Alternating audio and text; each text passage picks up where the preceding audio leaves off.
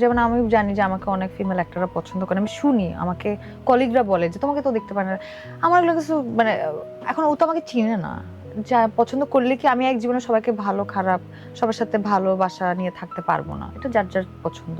কেউ হয়তো এমনিতেই জেলাস ফিল করার জন্য পছন্দ নাই করতে পারে।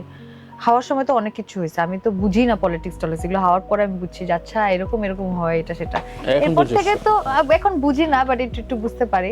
এই জন্য তো আলাদা হয়ে গেলাম, কোনো সার্কেল মেনটেন করি না, কিছু করি না। সেটা যেটা বলছিলাম যে আমাকে প্রেসার কুকার ধরেন যে আমার জন্য এত সোজা না। ধরেন যেটা যে চ্যালেঞ্জটা নিতে চাইছে যে সব এখানে ধরেন আমি যত যাই বলি না কেন সাকিব খান একটা বিশাল ফ্যান ফলোয়ার আছে, বা আমাদের এখানে মেল ডমিনেটেড ঈদ হয় বা এই ধরনের সিনেমা হয়, ওভাবেই মানুষ ডিরেক্টর ওভাবেই প্ল্যান করে যে আচ্ছা ওর সাথে এভাবে হলে তাহলে টাকাটা উঠে আসবে, এভাবেই চিন্তা করে।